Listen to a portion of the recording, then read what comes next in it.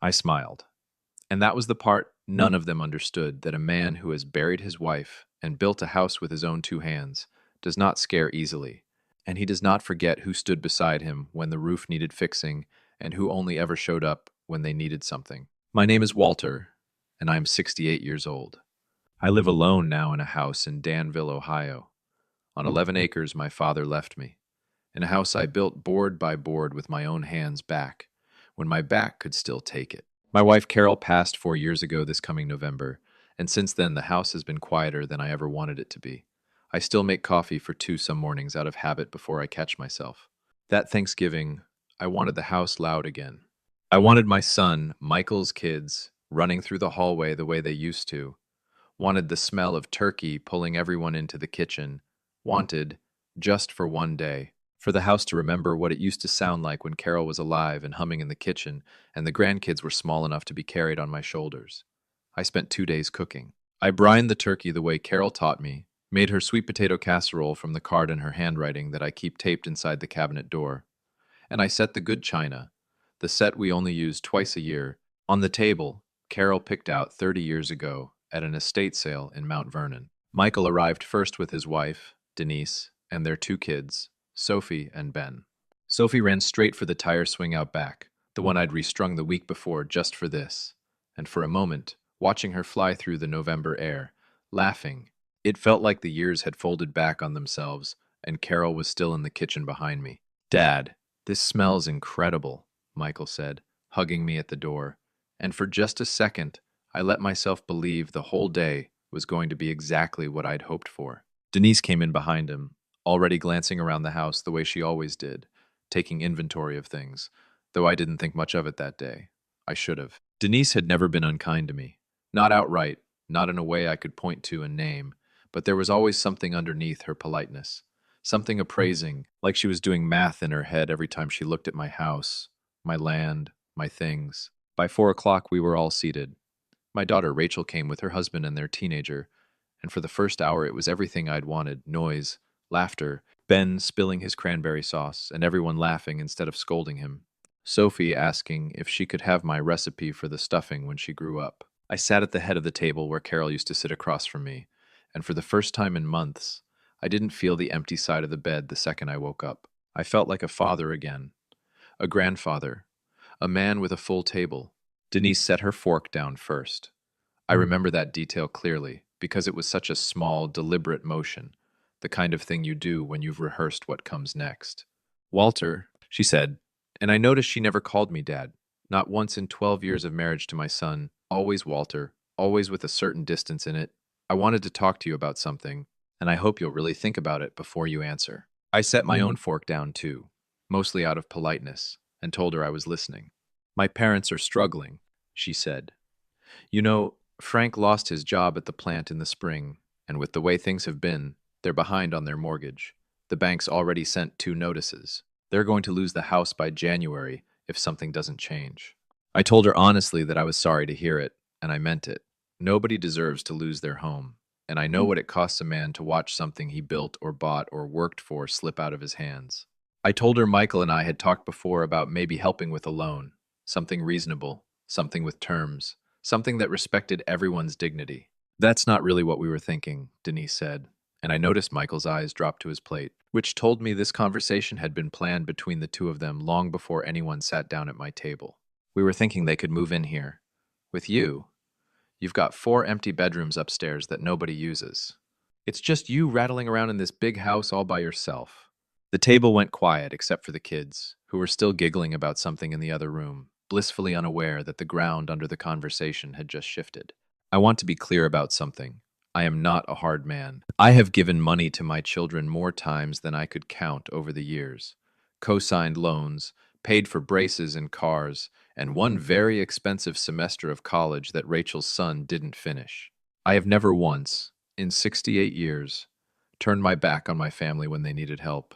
But there is a difference between helping someone and handing over your entire life, your privacy, your home, the last place on earth that still smells like your wife, to two people I had met perhaps a dozen times in 12 years of family gatherings. Denise, I said carefully, I understand your parents are in a hard spot, and I truly am sorry. But this is a big decision, and it's not one I can make at the dinner table. Living with someone, sharing a home, that's not something you do lightly, especially not at my age, in my house.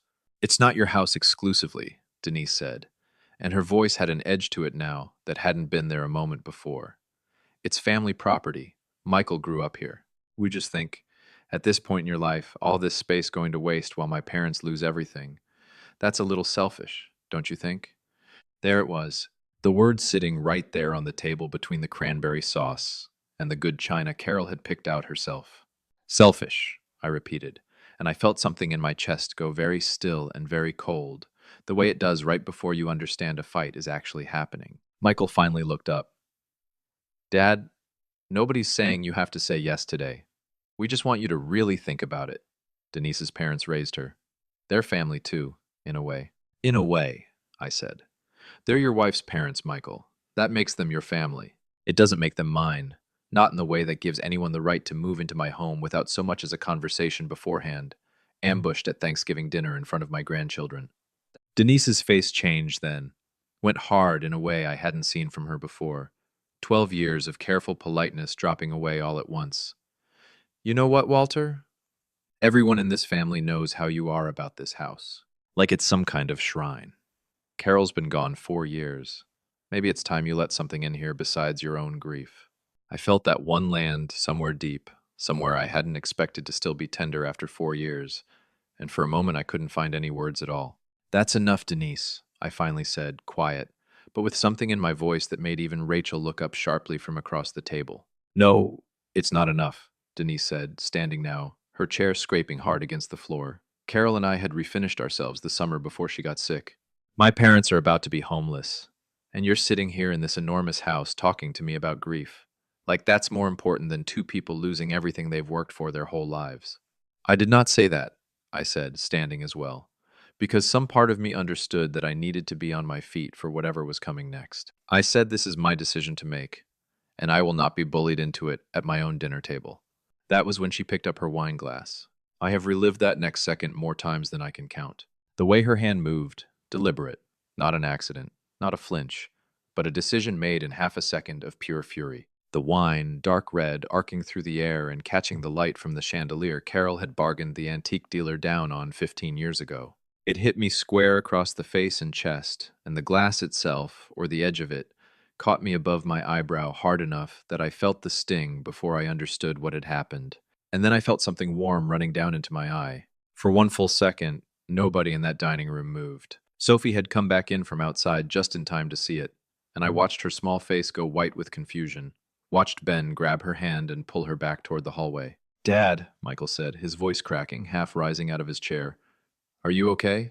I reached up and touched my forehead, and my fingers came away red, and something in me went very, very calm.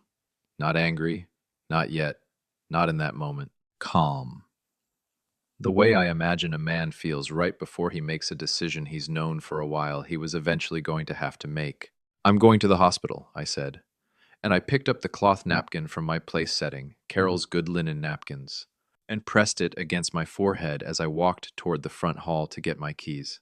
Walter, wait, Denise said, and for the first time I heard something like fear creeping into her voice, the fear of a person realizing the consequences of an action are about to become real and permanent.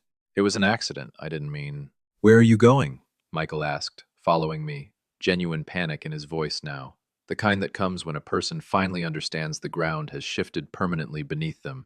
To the hospital, Michael, I said, my hand steady on the doorknob even though my heart was not steady at all. You stay here. Take care of your guests and your children. I'll be fine. I got into my truck, bleeding from a cut above my eye that would later take 4 stitches to close, and I drove myself the 11 miles into town. And somewhere around the second stoplight, with blood still trickling down toward my jaw despite the napkin, I pulled over into the empty lot of the hardware store that's been closed on Sundays for as long as I can remember. And I took out my phone, and I called my attorney, a man named Gerald Whitfield, who has handled my affairs since before Carol passed, since before I even needed a man like him. He picked up on the second ring, because Gerald has always answered when I call, holiday or not. Walter, he said, everything all right?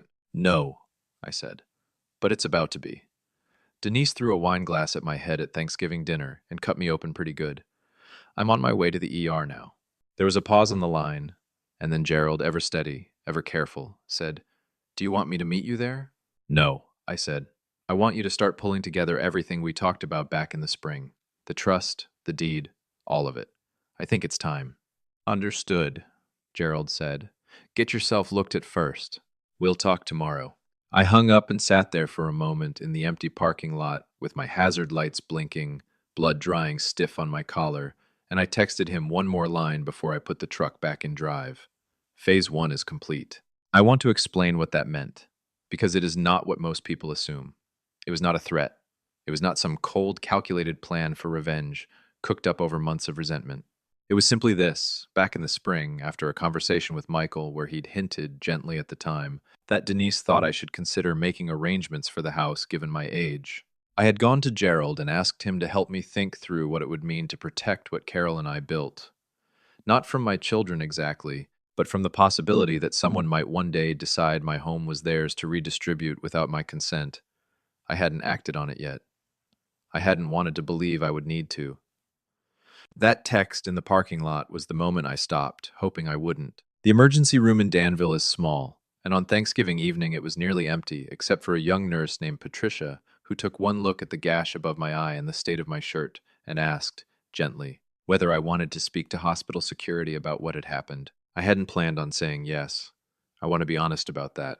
Even bleeding, even furious underneath my own calm, some old part of me still wanted to protect my son from the consequences of his wife's temper. Still wanted to smooth this over the way I'd smoothed over 100 smaller things in 12 years of watching Denise's sharp edges catch on the people around her. But Patricia asked the question so plainly, so without judgment, that something in me simply answered honestly.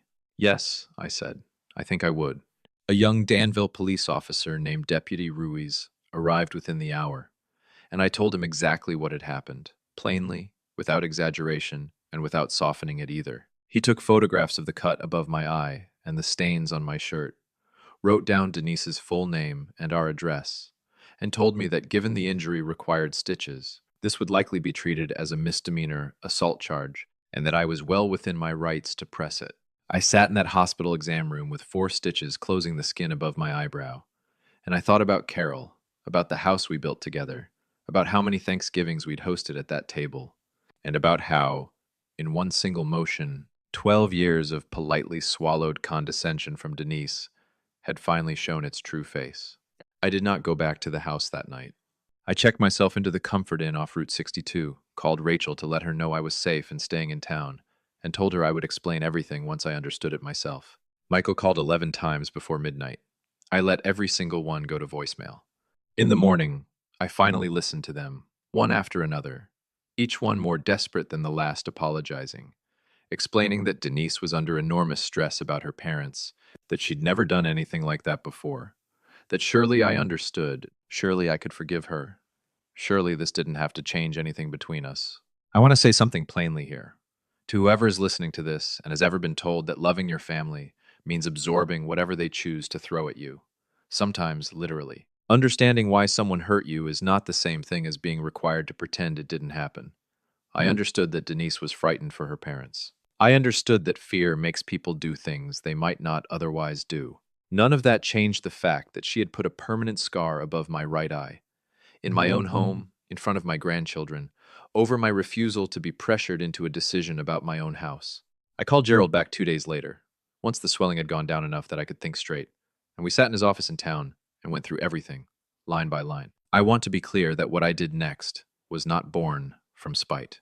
It was born from 4 years of learning, slowly and painfully, what it means to protect the things you have left when the person who once helped you carry the weight of protecting them is gone. I had Gerald draw up a trust. The house, the 11 acres, everything Carol and I built would go into it, with specific and unbreakable language about who could ever live on the property and under what circumstances. Language that made it legally impossible for anyone, ever again, to treat my home as a resource to be redistributed without my direct and explicit consent. Michael remained a beneficiary. Rachel remained a beneficiary. Their children remained beneficiaries.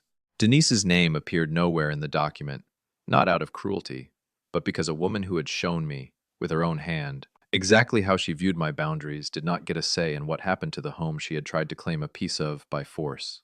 I also did something else, something that took me longer to work up the nerve for. I went forward with the assault charge. Deputy Ruiz's report had already been filed, and 2 weeks later, Denise was formally charged with misdemeanor assault. I did not do this to destroy her life. I want anyone listening to understand that clearly. I did it because I have spent 68 years watching people excuse the inexcusable in the name of keeping the peace, and I was done being the one who absorbed the cost of that peace. Michael came to see me alone about 10 days after Thanksgiving. He looked like he hadn't slept, and in a way, I understood that too. He was caught between the woman he loved and the father who raised him, and there was no version of that position that wasn't going to hurt. "Dad," he said, sitting across from me at the kitchen table, the same table Denise had stood up from so violently 2 weeks before. "I need you to know I'm not defending what she did. I've never seen her do anything like that in my life. But pressing charges, Dad, that feels like it's going to blow this family apart permanently." "Michael," I said, and I chose my words as carefully as I have ever chosen anything. "Your wife split my head open with a wine glass because I would not agree, on the spot, at a dinner table, to hand my home over to two people I barely know. I did not throw that glass. I did not choose this outcome. She did, the moment her hand left that glass in the air." He didn't have an answer for that. Not really, and I don't think there was one to give. In the weeks that followed, Denise went to court. She pled guilty to simple assault rather than fight the charge. And I have to give her this much credit, whatever else was true about that night. She did not try to lie about what happened once it was in front of a judge. She was sentenced to 80 hours of community service, a fine, and 6 months of court-mandated anger management counseling. When I heard the sentence read out loud, I felt something in my chest ease slightly. Not vindication exactly, but the particular relief of watching a system function the way it's supposed to, of watching an action carry a consequence, instead of simply disappearing into the silence families use to protect the people who hurt them. I did not cut Denise's parents off from help entirely, and this matters to me, so I want to say it plainly. Their situation with the bank was real, and it was not their fault that their daughter had chosen violence over conversation. I had Gerald draw up a modest, formal loan agreement with a real repayment schedule and real terms, the same offer Michael and I had discussed back before any of this happened. Frank and his wife accepted it quietly, gratefully, and I understand from Rachel that they have never once complained about the terms, because unlike their daughter, they seem to understand that being helped and being owed help are not the same thing. Sophie and Ben still come to see me most weekends. That part of my life, thank God, I did not lose. I picked Sophie up from school myself 2 Fridays ago, and on the drive home she asked me, in that blunt way children have, why Aunt Denise wasn't allowed to come to Christmas this year. I told her, as gently and honestly as I could manage, that sometimes grown-ups make choices that have to have consequences, and that it isn't cruelty to hold someone accountable. It's respect, both for yourself and, strangely enough, for them. Michael and I are speaking again, carefully, the way two men rebuild something after it's been badly cracked. He has not asked me to reverse the trust, and I don't believe he will. I think somewhere in the last few months he has come to understand something I wish I could have taught him more gently. Without a wine glass and 4 stitches as the lesson that loving your family does not mean surrendering the things that let you keep loving them from a place of strength instead of fear. As for Denise, I have not spoken to her since that night in the hospital, not out of hatred, but because some doors take longer to open again than others, especially the ones that get slammed shut so hard glass ends up on the floor. I told Michael honestly that I hope the counseling helps her, that I hope someday we can sit at a table together again without either of us flinching, but that the timing of that, if it ever comes, is no longer only up to me. I still sit at the head of that table most Sundays, alone most of the time now, in the house Carol and I built with our own hands, on the land my father left me, and I have made my peace with the quiet in a way I hadn't managed before that Thanksgiving. Because here's what I learned. At 68 years old, with a scar above my eyebrow that will never fully fade, sometimes the people who love you the most will still, in a moment of fear or entitlement, try to take from you the very thing that makes you feel safe in the world. And sometimes, the only real answer, the only lasting one, is not shouting, not revenge, not slamming a door of your own in return. It is simply standing calmly in the wreckage of what someone else broke, picking up the phone and protecting quietly and legally and completely the one thing you have left that is still entirely your own.